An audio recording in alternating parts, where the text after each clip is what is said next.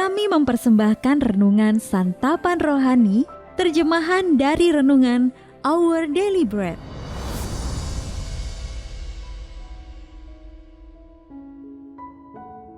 Untuk menerima notifikasi video baru kami, silakan tekan tombol subscribe dan tanda lonceng di bawah ini. Sahabat ODB, pembacaan Alkitab hari ini terambil dari 1 Yohanes pasal yang keempat ayat yang ke-7 sampai dengan ayat yang ke-12.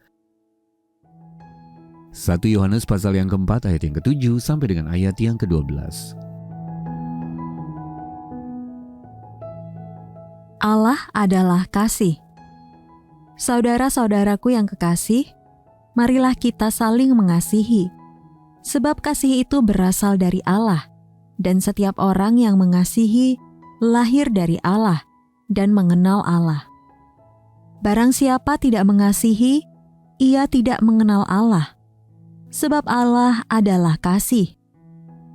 Dalam hal inilah kasih Allah dinyatakan di tengah-tengah kita, yaitu bahwa Allah telah mengutus anaknya yang tunggal ke dalam dunia, supaya kita hidup olehnya.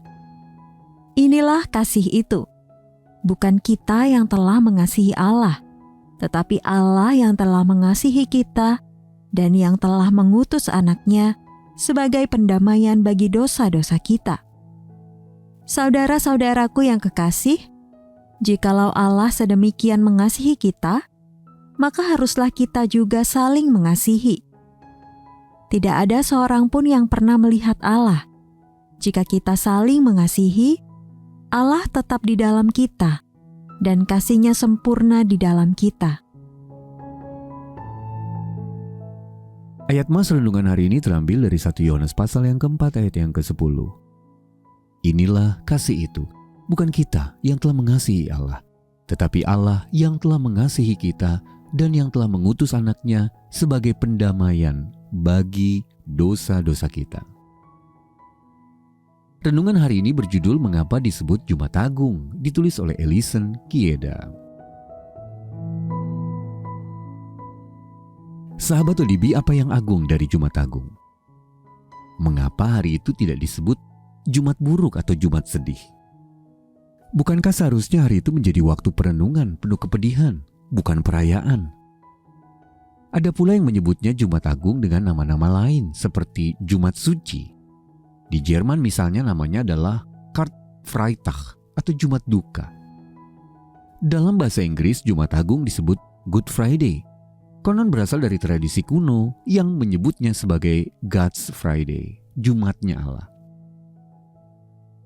Tapi apapun asal-usul namanya, masih tepat kita menyebutnya hari kematian Tuhan Yesus sebagai hari yang agung. Dengan kasih yang rela berkorban, Kristus mati demi menebus dosa kita. Itulah sebabnya Jumat Agung disebut agung. Kabar baiknya 3 hari kemudian, dia bangkit dari kubur dengan penuh kemenangan. Ahli Perjanjian Baru, D.A. Carson, menulis, bukan paku yang menahan Yesus tetap tergantung di atas kayu salib yang mengerikan itu, melainkan tekadnya yang tak tergoyahkan, yang berasal dari kasih kepada Bapanya, untuk melakukan kehendak Bapanya dan juga kasih-Nya kepada orang berdosa seperti saya. Sahabat ODB, dalam 1 Yohanes pasal yang keempat kita membaca, inilah kasih itu, bukan kita yang telah mengasihi Allah, tetapi Allah yang telah mengasihi kita dan yang telah mengutus anaknya sebagai pendamaian bagi dosa-dosa kita. Kabar baik tentang Jumat Agung adalah bahwa Allah mengasihi kita dan rindu menjalin hubungan dengan kita. Karena kasih itulah kini kita dipanggil untuk mengasihi sesama. Dengan melakukannya kita menunjukkan kasih kita kepadanya. Sahabat ODB, apa artinya Jumat Agung bagi Anda? Lalu bagaimana Anda dapat menghormati Tuhan Yesus pada hari ini? Mari kita berdoa. Ya Allah, terima kasih karena Engkau mengasihiku. Tolonglah aku untuk membagikan kabar baik tentang diri-Mu kepada orang lain. Dalam nama Tuhan Yesus kami berdoa. Amin.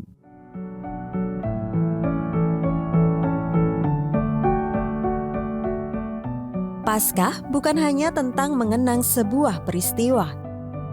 Paskah adalah tentang hidup kita yang dipulihkan kembali oleh Kristus. Yuk siapkan hati menyambut Paskah melalui renungan Paskah, dipisahkan oleh dosa, dipersatukan dalam Yesus. Daftar sekarang di go.odb.org/renungan Paskah 2026. go.odb.org/renungan Paskah 2026.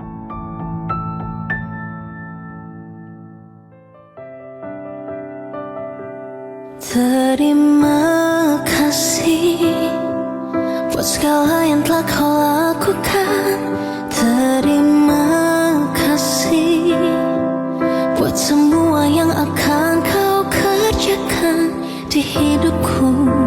Semua hanya titipan dan